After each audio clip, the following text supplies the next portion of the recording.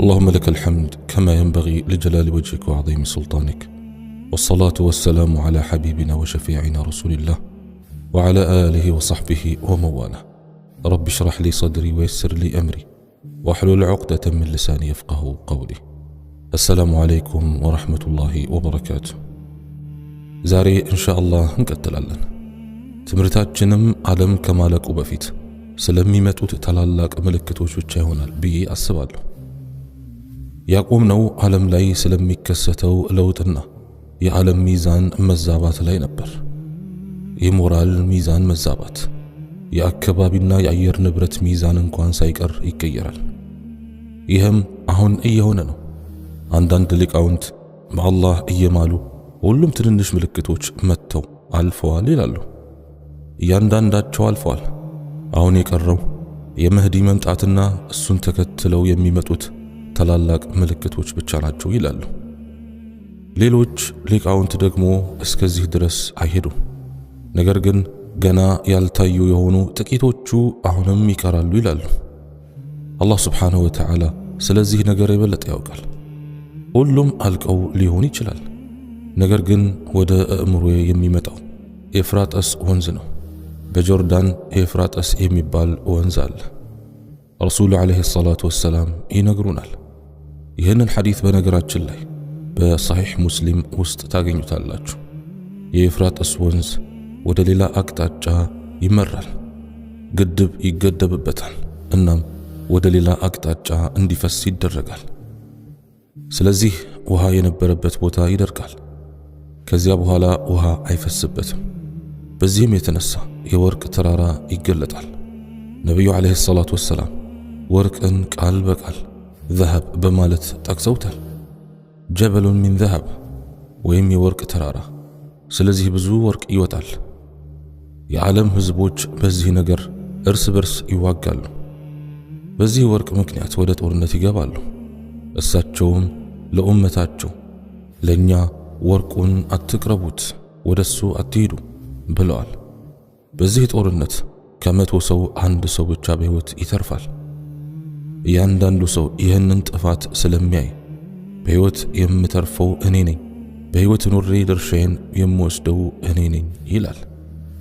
ይህ ምልክት ታላላቆቹ ምልክቶች ከመጀመራቸው በፊት የሚከሰት ይሁን ወይም በታላላቆቹ ምልክቶች ጊዜ ውስጥ የሚከሰት ይሁን አላህ ስብሓንሁ ወተዓላ ነው የሚያውቀው።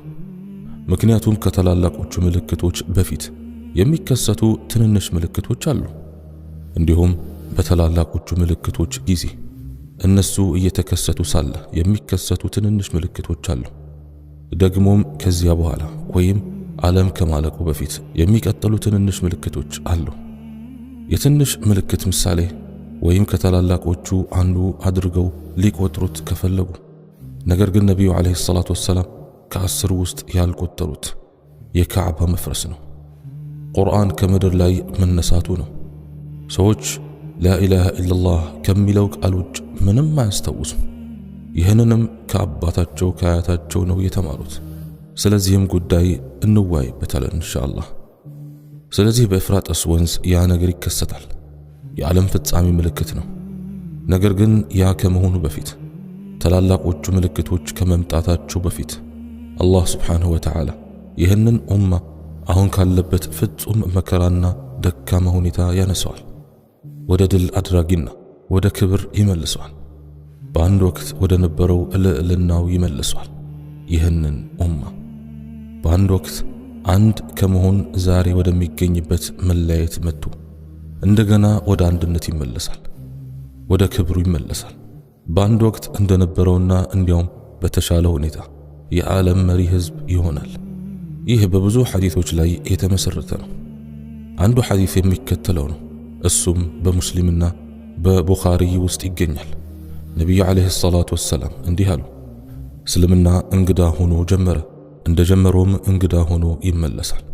ስለዚህ ለእንግዶች መልካም ዜና ይሆንላቸው። እዚህ ላይ እስልምና ስንል ስለ ሙሐመድ ዓለይሂ ሰላቱ ወሰላም መምጣት ነው የምናወራው። ለሰዎች በጣም እንግዳ ሆኖ ጀመረ።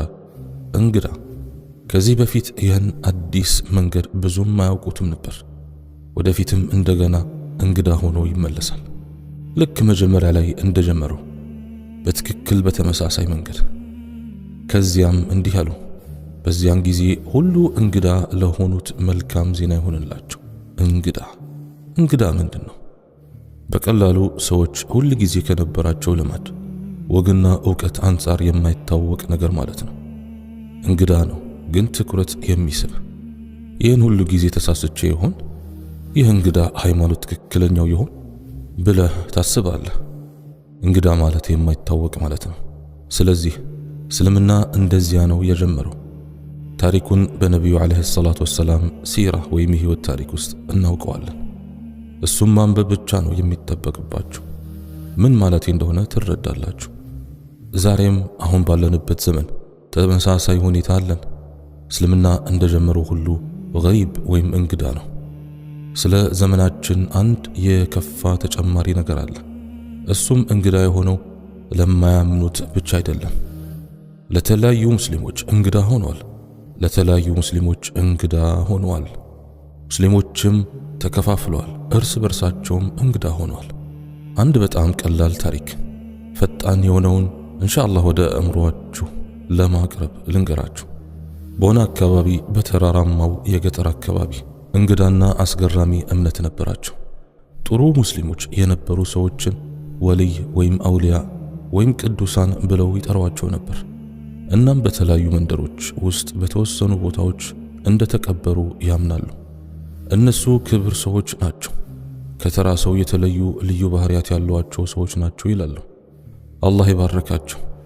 ሌላ ማንም ሊሰራው የማይችለውን ተአምር መስራት የሚያስችላቸው ከራማ አላቸው ይላሉ።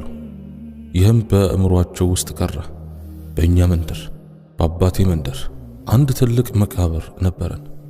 በዚያም ውስጥ የተቀበረውን ሰው በሆነ ስም ጠሩት። ይህም ስም ነቢይ መሆን ነበረበት አይነት ትርጉም የሚያሰጥ ነበርና ይህም የክርስቲያን ስም ነበር። እዚያ ውስጥ በእውነት የተቀበረ ነገር ይኖር አይኖር አላህ ነው የሚያውቀው። ነገር ግን ትልቅ መቃብር ነው፣ ምናልባት 4 ሜትር ርዝመት ያለው። ሰዎች ልጆቻቸውን እንዲፈውሱ ወደዚያ ይወስዳሉ። ወደዚያ ሄደው ዱዓቸው የበለጠ ተቀባይነት ያገኛል ብለው በማሰብ በመቃብሩ ዙሪያ ይሰግዳሉ ወይም በመቃብሩ አጠገብ ዱዓ ያደርጋሉ። ሌላው እንግዳ እምነት ደግሞ በዙሪያው ዛፎች ነበሩ። እናም ምንም አይነት ቅርንጫፍ መቁረጥ አይፈቀድም ነበር። አጂብ! ምክንያቱም ቅርንጫፎቹን ከቆረጥክ በመቃብር ውስጥ ያለው ሰውዬ ወጥቶ ማታ ያንቀሃል ይላሉ። አጂብ! በሕይወቴ እንዲህ ያለ ነገር ሰምቼ አላውቅም። እዚያ ስደርስ ይህ እንግዳ እምነት አላቸው። ከየት አመጡት? ይህ ከንቱ እንደሆነና ነቢዩ ዓለይሂ ሰላቱ ወሰላም ያላስተማሩን ነገር እንደሆነ ልናስተምራቸው ስንጀምር እና ሁሉንም አመክንዮ ስናቀርብላቸው ምንም ሊያምኑን ሊሰሙን ፍቃደኛ አልሆኑም። እናንተ ሄዳችሁ መቃብሩ ላይ ትሰግዳላችሁ፣ እሱ ከእናንተ በላይ እናንተን ይፈልጋችኋል፣ ሞቷል፣ የእናንተን ዱዓ ይፈልጋል ስንላቸው እንደ እንግዳ ነበር የሚያዩን። አጂብ! በዚህ ዘመን አሁን በምዕራቡ ዓለም ስንኖር ከዚህ ገጽታ ወይም ከጺም የበለጠ እንግዳ ነገር የለም። አሁን ከሴትዋ ሒጃብ የበለጠ እንግዳ ነገር የለም። ኒቃብማ አሁን አልቋል፣ ሄዷል። ለነሱ በጣም ጽንፈኛ ነገር ነው። ጺም አሁን ሁለተኛ ነው። እናም የምናደርጋቸው ልምምዶች ሰላት እንግዳ ነው። 5 ወቅት ሰላቶችን አጥብቆ መያዝ ለአንዳንዱ ሙስሊሞች እንኳን እንግዳ ነው። ይህ ምን አይነት አዲስ ሃይማኖት ነው ይላሉ። እናም ከረጅም ጊዜ በፊት የተፈታው ነገር ዛሬ እሴቶች ስለተቀየሩ አሁን ሁሉም ሰው ከ14 ክፍለ ዘመናት በፊት የነበረውን እስልምና እንደገና እየመረመረ ይህንን እዩ፣ ይህ ሃይማኖት እንዴት ስህተት እንደሆነ እዩ ይላሉ። ስለዚህ ሃይማኖቱ እንደ በፊቱ እንግዳ ሆኖ እንደገና ጀምሯል። ነቢዩ ዓለይሂ ሰላቱ ወሰላም 4 የሽግግር ደረጃዎች እንደሚኖሩ ነግረውናል። ከትክክለኛ ኸሊፋነት በቁርአንና በሱና በነቢዩ ዓለይሂ ሰላቱ ወሰላም ሱና ላይ ከተመሰረተ በኋላ የተዛባ ይሆናል። ሙስሊሞች እርስ በርስ ይዋጋሉ። ከዚያም ሙልከን ጀብሪያን ይሆናል። እሱም አምባገነናዊ የኸሊፋነት አመራር ነው። አሁን በብዙ ሙስሊም ሀገራት፣ በብዙ ሙስሊም ዓለማት ውስጥ ብዙ አምባገነናዊ ስርዓቶች አሉ። እናም በአንዳንድ ቦታዎች አንድ ሰው ስለ እስልምና ከተናገረ ወዲያውኑ ይታሰራል፣ አሸባሪ፣ ጽንፈኛ እየተባለ ይጠራል። ከዚያም እንዲህ አሉ። ከዚያም ኸሊፋነት በነቢይነት መንገድ ላይ ይመለሳል። ኸሊፋነት ይመለሳል። የሙስሊሞች አመራር ነቢዩ ዓለይሂ ሰላቱ ወሰላም እንደጀመሩት ይመለሳል። ይህ እንግዲህ መሆኑ አይቀርም፣ ገና ይሆናል። የእስልምና ሕዝብ በትክክለኛ አስተምህሮ በትክክለኛ ቅርጹ እንደጀመረው ይመለሳል። ዓለምን በፍትህና በሰላም ይሞላዋል፣ ልክ በግፍና በጭቆና ተሞልቶ እንደነበረው። ያም የመህዲ ጊዜ ነው። አሁን እዚህ ላይ አንድ በጣም አስፈላጊ ነገር መናገርና ማስታወስ ፈልጋለሁ። በዚህ ዘመን ብዙ ሙስሊሞች የሙስሊሞች አንድነት መህዲ እስኪመጣ ድረስ አይመጣም ሲሉ እንሰማለን። ስለዚህ ዝም ብለህ ተቀመጥ፣ ቤትህ ተቀመጥ፣ ዳዕዋ አታድርግ፣ ምንም አትናገር፣ ለአንድነት ለመስራት አትሞክር ይላሉ። ይህ ለሙስሊም በጣም የተሳሳተና ስህተት የሆነ አስተሳሰብ መንገድ ነው። አላህ ስብሓንሁ ወተዓላ የዓለምን ህዝቦች ለምን አንድ አታደርግም ብሎ አይጠይቅህም። አላህ በቁርአን ውስጥ እንዲህ ይላል፣ አላህ ቢሻ ኑሮ ጣልቃ ገብቶ ሁሉንም አንድ ህዝብ ያደርግ ነበር፣ ልባቸውንም ይቀየር ነበር። ማንም ለማመጥ ለመቀበልም ይሁን ላለመቀበልም ምርጫ አይኖረውም ነበር፣ ሁሉም አንድ ይሆን ነበር። ነገር ግን አላህ በህይወታችን ውስጥ ዓላማ አለው። ስለዚህ ሁሉንም ህዝቦች አንድ እንደምታደርግ አታስብ። ይህንን ማድረግ አትችልም። አላህ ብቻ ነው ይህንን ማድረግ የሚችለው። ነገር ግን አንተ ልታደርግ የምትችለው ነገር ይኖራል። የቤተሰቦችን ችግር ፈተህ አንድ ማድረግ፣ የማህበረሰቦችን ችግር መፍታት። ረሱል ዓለይሂ ሰላቱ ወሰላም በዓለም ሁሉ አልጀመሩም፣ በቤተሰባቸው ነው የጀመሩት። አላህ እንዲህ ይላል፣ በመጀመሪያ የቅርብ ቤተሰቦችህን አስጠንቅቅ አላቸው።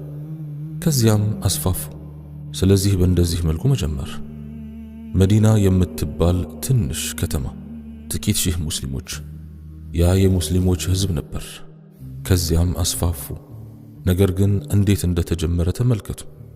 አንድ ሰው ዓለምን አንድ ማድረግ አልችልም፣ ስለዚህ ለምን እጨነቃለሁ ማለቱ በጣም የሞኝነት አባባል ነው። በጣም የሞኝነት አስተሳሰብ ነው። አላህ ስብሓንሁ ወተዓላ ኡማውን ለምን አንድ አላደረክም ብሎ አይጠይቅህም። አላህ የሚጠይቅህ በአቅምህ ምን አደረክ ነው። የሚጠይቅህ ይህንን ነው። በሰጠውህ ዕውቀት ምን አደረክ? በሰጠውህ ኃይል፣ በሰጠውህ ወጣትነት፣ በሰጠውህ ጤና ምን አደረክ? በአቅምህ ምን አደረክ ነው። በቤተሰብ ላይ ስልጣን ሰጠው፣ በዚያ ቤተሰብ ምን አደረክ? በከተማ ላይ ስልጣን ሰጠው፣ በዚያ ምን አደረክ? ስለዚህ እያንዳንዱ ሰው የተለያየ የስልጣን የኃይልና የአቅም ደረጃ አለው። አላህ በዚያ አቅም ይጠይቃል። ያ ብቻ ነው። አላህ አንድን ነፍስ ከምትችለው በላይ አያስገድዳትም። ስለዚህ መላውን ህዝብ አንድ ስለማድረግ አታስብ፣ ማድረግ ስለምትችለው ነገር ብቻ አስብ። ስለዚህ ሃይማኖቱ እንደ በፊቱ እንግዳ ሆኖ እንደገና ይጀምራል። ይህም ዛሬ ታላላቆቹ ምልክቶች ከመምጣታቸው በፊት ካሉት ትንንሽ ምልክቶች አንዱ ነው። ጊዜ እያለፈ ሲሄድ ውድ ወንድሞችና እህቶች፣ እነዚህ ትንንሽ ምልክቶች ከተከሰቱ በኋላ የዚህ ሃይማኖት ጠላቶች ከውጭም ከውስጥም ሴራዎችንና እቅዶችን ይነድፋሉ። ከውጭም ከውስጥም። ይህም ከምልክቶቹ አንዱ ነው። ምክንያቱም ነቢዩ ዓለይሂ ሰላቱ ወሰላም እንዲህ ብለዋል፣ ጌታዬ ሆይ ኡመቴን ሁሉንም በሚያጠፋ የጋራ ወረርሽኝ አታጥፋቸው፣ ይህንን አታድርግ። አላህም ስብሓንሁ ወተዓላ እንዲህ አለ፣ ይህ ዱዓ ተቀባይነት አግኝቷል፣ ኡመትህን በወረርሽኝ ፈጽሞ አላጠፋም። እንዲህም አሉ፣ አላህ ሆይ ከውጭ የመጣ ጠላት እንዲቆጣጠራቸው አታድርግ። አላህም ስብሓንሁ ወተዓላ ይህ ተሰጥቷል አለ። ታዲያ ለምንድነው ዛሬ ከውጭ የመጣ ጠላት ሙስሊሞችን እየተቆጣጠረና እያዋረደ ያለው? ምክንያቱም አላህ ስብሓንሁ ወተዓላ ለነቢዩ ዓለይሂ ሰላቱ ወሰላም ሶስተኛውን ዱዓ አልሰጣቸውም ነበር። እሱም በውስጣቸው እርስ በርስ ከተዋጉ በስተቀር ከዚህ ነገር አልጠብቃቸውም የሚለው ነበር። መመሪያዬን ሰጥቻቸዋለሁ፣ እሱን መከተል የነሱ ፋንታ ነው። ከዚያም አላህ አንቀጽን አወረደ፣ እንዲህም አለ፣ አላህ የህዝቦችን ሁኔታ እነሱ ራሳቸው ሁኔታቸውን እስኪቀይሩ ድረስ አይቀይርም። ስለዚህ እኛ ሁኔታችንን ስንቀይር የውጭ ጠላት ተቆጣጠረን። ዛሬ የሆነው ይህ ነው። ይህም ከምልክቶቹ አንዱ ነው። ባለፈው ሳምንት ሐዲቱን ጠቅሰናል። የዓለም ህዝቦች በእናንተ ላይ ይሰበስባሉ። ነቢዩ ዓለይሂ ሰላቱ ወሰላም 80 ህዝቦችን ጠቅሰዋል። 80ዎቹ ህዝቦች በቅርቡ ይመጣሉ። እሱን አስረዳለሁ። ነገር ግን አሁን ነቢዩ ዓለይሂ ሰላቱ ወሰላም ተካሉብ እንዳሉት ይህ ቃል ነው። ተተካለቡ ወይም ተተዳዓ ብለዋል። ተተዳዓ ማለት እርስ በርስ ይጣራሉ ማለት ነው። ልክ እንደ ተተካለብ እንደ አውሬዎች እርስ በርስ እንደሚጠራሩና በእናንተ ላይ እንደሚሰይፉ ዛሬም በብዙ የዓለም ክፍሎች በሙስሊሞች ላይ ሰይፈዋል። በመገናኛ ብዙሃን ብዙም ስለሱ አትሰሙም። ይህ የኛ ሁኔታ ነው። እናም በቅርቡ አንድ ነገር እንደሚሆን ታውቃላችሁ። አላህ ሱብሓነሁ ወተዓላ ብቻ ነው ይህ መቼ እንደሚሆን የሚያውቀው። ብዙ ሊቃውንት እንደተስማሙት ከተላላቅ ምልክቶች የመጀመሪያው የመህዲ መምጣት ነው። አልመህዲ ማን ነው? አልመህዲ ቃል በቃል በአረብኛ አልመህዲ ማለት የሚጠበቀው እና የተመረጠው ማለት ነው። ስለዚህ የተመረጠው የሚጠበቀው ማለት ነው። ስሙ ሙሐመድ ነው። ይህንን ሐዲስ በሰሒሕ ሙስሊም ውስጥ ታገኙታላችሁ። ነቢዩ ዓለይሂ ሰላቱ ወሰላም እንዲህ ብለዋል፣ ስሙ እንደኔ ስም ነው፣ የአባቱም ስም እንደ አባቴ ስም ነው። ስለዚህ ስሙ ሙሐመድ የዓብዱላህ ልጅ ነው። እናም ነቢዩን ዓለይሂ ሰላቱ ወሰላም